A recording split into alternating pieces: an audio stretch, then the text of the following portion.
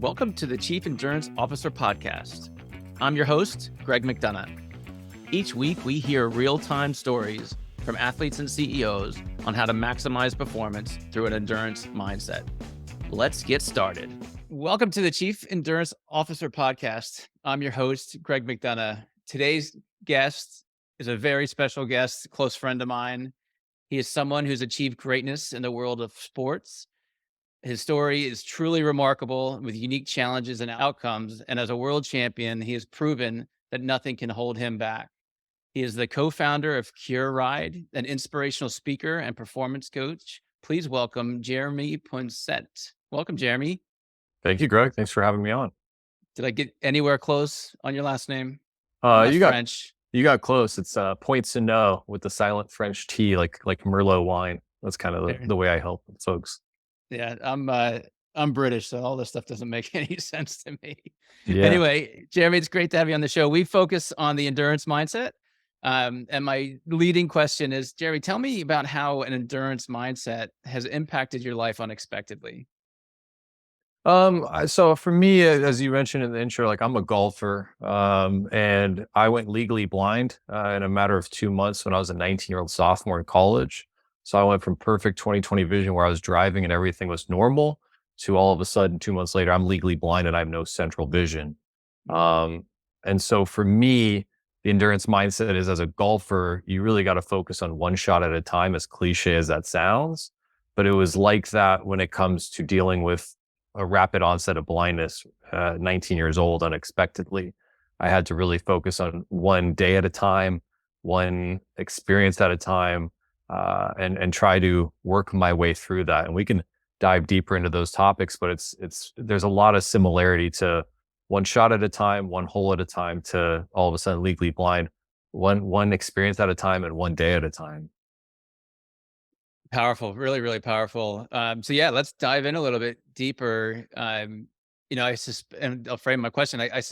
Walk us through when you developed that mindset when your situation happens, and just walk us through it. Like when did you come to that realization that, hey, just one day at a time, one shot at a time, one moment at a time? Yeah, so I lost my sight due to this rare genetic disorder called LHON, Leber's hereditary optic neuropathy. At first, I thought I would see again, and so I was hopeful for a treatment or a cure, but there unfortunately isn't any at this time. And so I'm legally blind. I'm told that there's no treatment or no cure, and it's going to be like this the rest of my life. So I had to go through the stages of grief. I went through denial, anger, bargaining, depression. And then the fifth is acceptance, but that seems so far away and almost unattainable when you first go through a challenge like this. But when I was going through those stages of grief, I was very depressed, down, thought woe is me for a long time. But then, I don't know, the mindset shift started to come when it was like, you know what, like I have to accept this. There's nothing I'm going to do to change it. I'm not going to be able to change my sight. I'm not going to be able to change this limitation, but I can change my mindset towards it. I can kind of go from, you know what, yeah, I'm legally blind with no central vision, but I also have complete peripheral vision, and I'm still relatively healthy. I'm still like, I'm able to have quality conversations with people. So I started to focus on the good more and started to go, okay, I'm going to try to have one good day this week, rather than just every day is not good. I wanted to focus on having one good day. And then the next week, try to have 2 good days, and then maybe it would just be 1 the next week. But I tried to build on that and focus on the good rather than dwell so much on the negative. It took a while, but we got there. So when you say one good day, what would a good day be during that time period? So for me, when I lost my sight, I felt like I just became completely dependent on others. And so I was fearful that I was going to be dependent on others the rest of my life. So one good day for me at that time was doing things independently that stretched my boundaries in ways that I didn't think I could do something. So I was a sophomore in college at San Diego State. I was living in an apartment with 3 other guys, and I called up my favorite deli that was 2 or 3 blocks away. I ordered lunch and I walked there on my own, paid for it on my own, and walked back. And that was something that when I was fully sighted, I did without thinking. Post sight loss, it petrified me to cross some main roads, to interact with someone who didn't know that I was legally blind, to hand over my credit card, to sign a receipt and make it seem like I was signing on the dotted line where I had no idea if I was signing in the right spot, picking up my order and walking back. Something that seems very routine when you're fully sighted was extremely daunting and petrifying when I was suddenly legally blind. So walk us through when that got becomes easier. So how many times, how many repetitions, are there still moments now that you're dealing with that you have that fearfulness, that worry? Yeah, so it's been 14 years now since I lost my sight, and it's a lot more. This is my new normal. I'm perfectly comfortable with it now. I'm Jeremy. I'm legally blind, and I'm a happy individual. I couldn't say that 14 years ago. Um, the more you do things and stretch your boundaries, the more comfortable you are, the more comfortable you feel. So I ended up going to that deli every day for maybe 5 straight days, because when I did it once and I was so nervous and scared, the next time I was more comfortable, and the next time I was even more comfortable. And then I was like, "Hey guys, I'm ordering for the apartment. What do you guys want?" Um, so I built up that confidence. I still feel that way sometimes to this day. Definitely not as often, but yeah, when I'm traveling as a speaker, I'll travel by myself majority of the time, and uh, I'll have somebody at the airport. It's really nice, help me get from the check-in counter to my gate. But sometimes, if I'm a little impatient, I'll just go on my own and just say, you know what, I'm at DFW Airport. I'm just going to find my way. And that's those times I get nervous, but I'm a little more excited for the challenge and the experience, and go, okay, let's see how this goes. Whereas 14 years ago, I would have been a lot more nervous and scared, and probably wouldn't have gone on my own like that. So I'll just kind of do it on my own and test it and see how it goes. And it turns out to lead to some pretty funny stories and experiences. Do you have one that you'd like to share? Oh, sure. Yeah. So actually at DFW, I was connecting flights, and I had to get from wherever to, let's say, D35. And then I had to go up to the, whatever you call it, the tram. And then they said, get off here for where D35 was. So I found my way that way. And then I could see these were the D gates, and I saw D30 something above me. I can, like, with the limited sight I have, I could make that out, but I couldn't fully see the number. So I went to the gate agent there, and I don't mind asking questions. So I say, "Hey, excuse me, I'm legally blind. I'm looking for gate D35. Do you know where that is? Can you tell me where it is?" And the guy took a long pause, and I'm like, did I confuse him? And he said, "Do you want me to tell you in, like, how many steps?" And I'm like, no, you can just literally direct me. Like, is it this way or that way? And just, is it 2 gates that way?" And he's like, "Oh yeah, it's just 2 gates that way." I'm like, "Okay, cool." And that way he was pointing, but I had to point with him, because you tell a legally blind person this way or that way, that doesn't help us either. But it was pretty funny for him to say, "Do you want me to tell you in how many steps?" And I'm like, I should have said yes, because I would have really liked to hear his response to that. It's a good story. Um, Share with us how your roommates responded to you going through this. My roommates were incredible. A lot of them were fraternity brothers, and it's something that I don't I really wanted to drop out of college post sight loss. It would have been the easy thing to do. Um, I didn't want to go back to school and suddenly have to explain to everybody what happened, deal with all the awkward situations I know were going to come up. And I didn't like saying the word blind, legally blind. Like, in my family, for the first year of sight loss, we said the B word. Like, we didn't say blind, because I was so uncomfortable with it. So I didn't want to have to tell people at school. But my roommates stepped up big time. One of my best friends, Josh, he helped me walk to and from class. He actually took, I came back to school and took 2 easy classes, and he took those same 2 classes in his 5 class schedule. So he helped me walk to and from class, helped me study for the exams and do those types of things. And um, yeah, they helped me out tremendously. They made a challenging time, a little less challenging. They made me feel comfortable. They made me feel welcome during a time I felt very uncomfortable in my own skin and just uncomfortable in general with everything going on. But they made me feel welcomed and good. And I feel like I can never repay them for it, but all I can do is share that story so that others can hopefully do that to their friends and family members around them who go through difficult times. That's a great set of friends for sure. Um, Jeremy, I'm curious, going through that experience and then taking on public speaking, for Mhm. example, right? You're an inspirational speaker. I've seen you, you're amazing. And we can get into that a little bit later. But walk us through or talk to us about how you used, conquering that challenge to then taking on a bigger challenge. Like, walk us through sort of some of the lessons learned and then how you applied that in taking on another challenge and then how you apply that going forward. The challenge of speaking.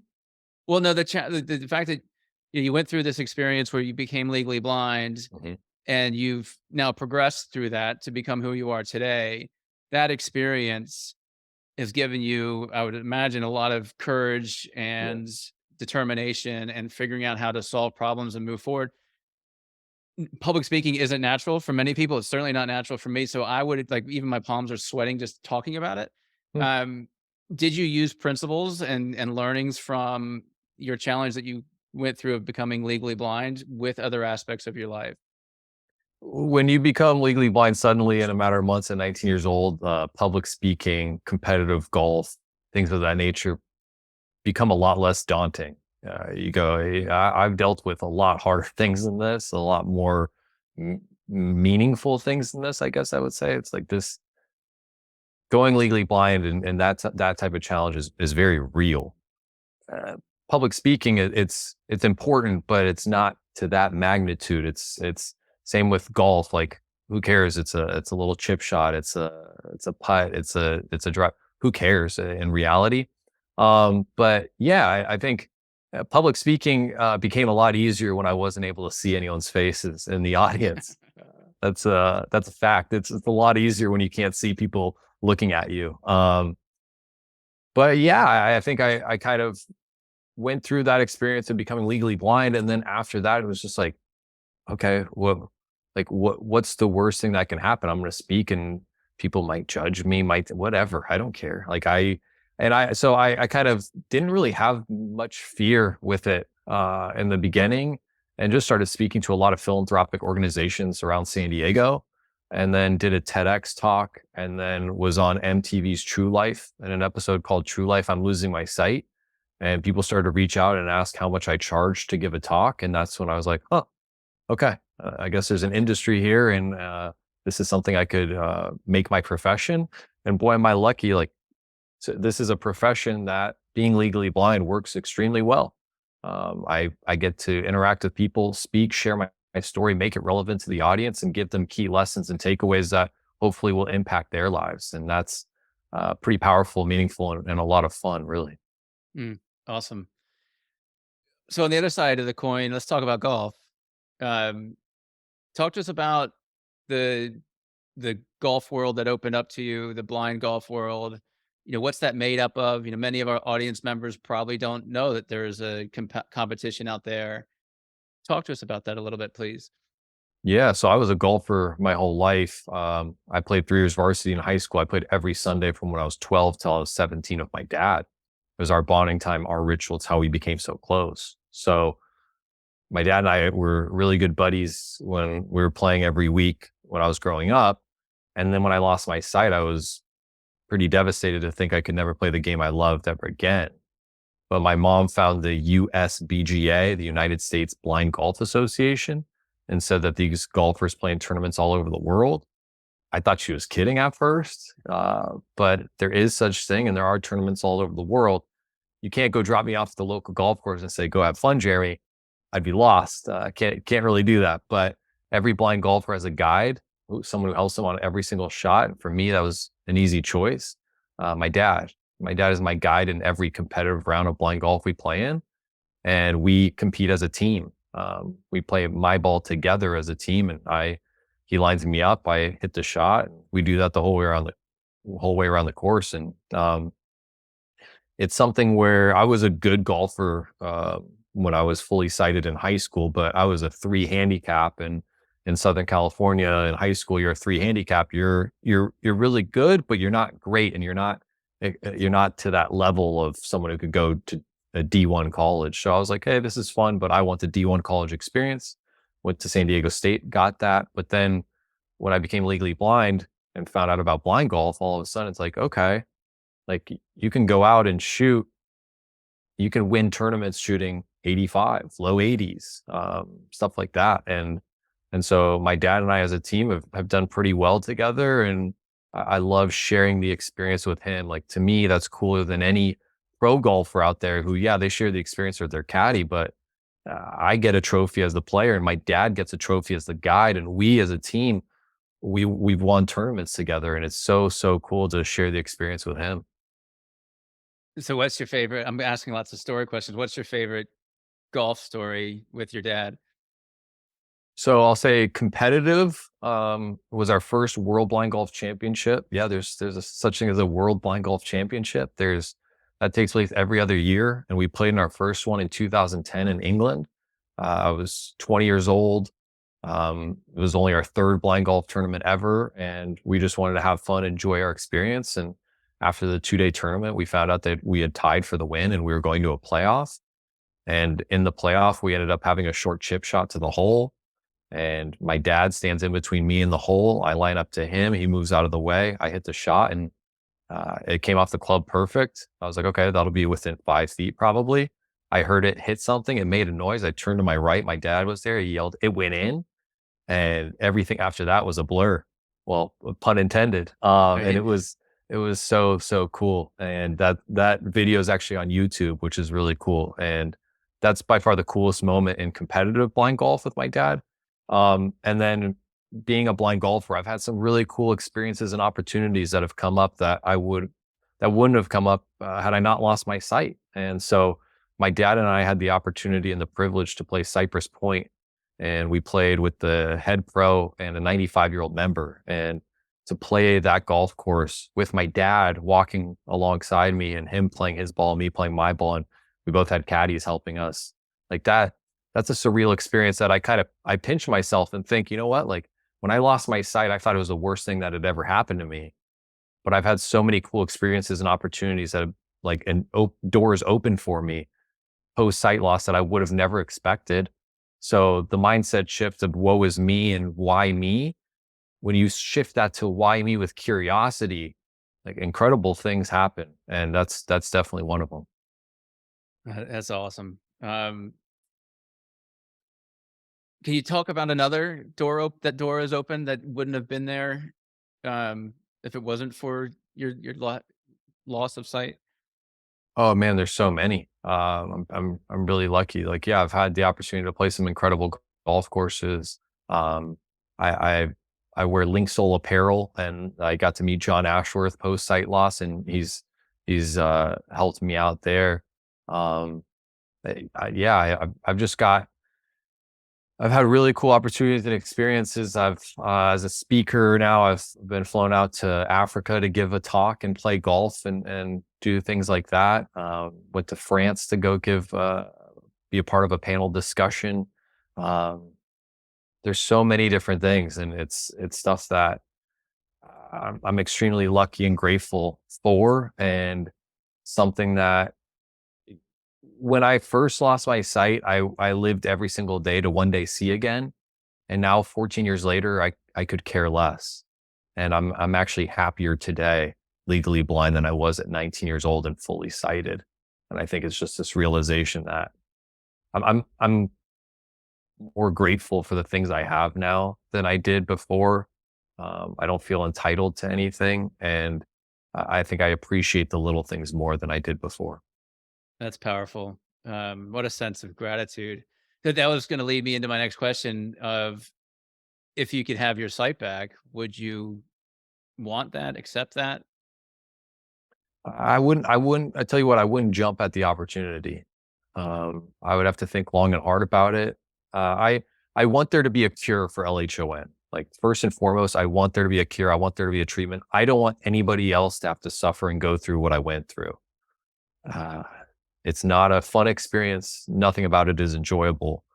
But I feel like I've run the marathon. I've crossed the finish line. I've gotten the t-shirt and I'm like, okay, I'm good. Like I've got this now. Like I feel this is my new normal. I've accepted it and I'm moving forward. I'm not dwelling on it. So I want there to be a cure so other people, if they start to lose sight, boom, like they don't have to deal with what I went through. But if you were to say, Jeremy, I've got this, like take this pill and your sight's coming back tomorrow, um, I wouldn't jump at the opportunity. The only things that like make me, the things that I miss or really want my sight for is the ability to drive. Like that, the independence of driving is so important, especially like I live in suburbia in San Diego. Like there's not a lot of walk ability where I live. And then I have two boys now. I have a 2.5-year-old and an 11-week-old, and I'd like to be able to see them while they're pursuing whatever they want to do, sports and whatever they do. I want to be able to see them. But there's assistive technology out there. I might buy some big goggles or glasses that allow me to zoom in and see things. So those are the only things I really wish I could have my sight for. Other than that, I'm really not jumping up and down for it. And I mean, selfishly, I'm an inspirational speaker, and I feel like being legally blind really helps and enhances the story and helps things hit home more. And then I love competitive blind golf, and if I regain my sight, I would lose that, and I cherish that so much, and sharing that experience with my dad that I would hate for that to end. I appreciate you sharing that. Um, Shifting gears slightly, take us back to your childhood. Like, talk us about your life between, born, your childhood, and obviously up until you were 19 years old. Give us that sort of story. Give us a little bit of sense of who you are. Yeah, so I'm the oldest of three. I've got a sister who's 3 years younger than me, and a brother who's 6 years younger than me. And I just kind of I was always been, big brother, protective of them, try to be a role model to them. And my parents are incredible. They met working at TaylorMade, so I was always around the golf industry with them. Um, so I was a pretty good kid, but pretty privileged, and entitled, and grew up in North County, San Diego, and um, was very lucky with my upbringing. And then to go to San Diego State, join a fraternity, life was good. Everything was trending in the right direction. I was really in the prime of my life. And then to go legally blind, all of a sudden, I was like, whoa, like this is the biggest challenge I've ever had to face in my life by far. What the heck do I do? And how do I find a way to not let this break me? Because it would have been really easy to be broken from something like that. Certainly. And it's taking you now into a couple different directions, right? One, the competitive golf, two, the inspirational speaking, and then three, which we haven't touched on, is the performance coaching. Can you touch a little bit about the performance coaching you're doing? Yeah, so the keynote speaking is a one-to-many conversation. The performance coaching is a more one-on-one dialogue, and it's the ability to like have deep, meaningful conversations with people, meet them where they're at, and talk about their goals, their aspirations, what are they dealing with, and help them through it. I'm kind of an accountability partner. I'm someone who talks with them, and they vent to me about things that they're dealing with at work, but they don't feel comfortable venting to people at their work about it. Things of that nature. So, when COVID first hit, I started working a lot with an organization, an association of nurses in California. So I was having a lot of conversations with nurses who were on the front lines of working with people during COVID, and the stress that went along with that. And so I would have conversations with them, and just kind of talk them through things, and help them out as best I could. Talking with executives, and what are they dealing with their businesses, and what are the challenges they're facing, and just meeting them where they're at, and trying to help them get to where they want to go. So like I said, keynote speaking is a one-to-many conversation. The performance coaching is more one-on-one dialogue, and we kind of set up a 3-month relationship and see if we want to continue on. And for those 3 months, we dive in and try to help you out as much as possible to achieve your goals. I could see that being extremely impactful. Um, ta Thinking about your keynotes, can you give us a sense of your theme, what the room's like? If there's an audience member who'd like to reach out to you and give us a sense of what, um but just give us a sense of what your that experience would be like. Yeah. So my key takeaway that I want audience members to get is I want to get people to see the power of interdependence in their lives, personally and professionally. I think we place too much emphasis on independence in our society and in the workplace. And independence is good, but interdependence is great. And so I try to get people to, I created the C method. It's a pun. We like things in three and try to make things as memorable as possible. But to be able to see the power of interdependence, you need to be able to seek help, which is the most difficult thing to do. We need to be able to embrace help. When others offer to help us, we quite often say, no, thanks, I've got it, without really taking the time to think about it. And then finally, we need to be able to extend help. That's the easiest thing to do, but we don't do it often enough. Reach out to the people around us, think about them. How are they doing? We think so much about ourselves, but if we can do those things, we can truly see the power of interdependence in our lives. I went legally blind. I was independent, became dependent, regained my independence as a legally blind individual. But then through asking for help and getting help from the people around me, I was able to see the power of interdependence. And it's a beautiful, powerful thing. I think I'm lucky that I need help more often than most. And that's allowed me to have more meaning and purpose in my life, more deep connections. And I hope that your listeners and the people who see and hear this are able to feel a little more comfortable asking for help, because asking for help is not a weakness, it's a strength. That's so well said. Jeremy, how can an audience member get in touch with you? You can find me on LinkedIn. I've got a very difficult last name, but Jeremy Poincenot. You can find me on LinkedIn. You can follow me on Instagram, and my email address is pretty simple. It's my first name, Jeremy, at my full name, jeremypoincenot.com. And I've got a biweekly newsletter I send out called Points of Perspective, really short, 800 words or less, just kind of thoughts and things that are hopefully thought provoking and get people thinking about things a little bit differently. So any of those things can be done. Fantastic. And we'll include those links in our show notes. I'm also going to grab that YouTube video of your chip shot for the win. Cool. Jeremy, it's been great having you on the show. Some of my takeaways, right? One shot at a time, focus on the good. Just hearing your story and your inspiration. I've seen your keynotes.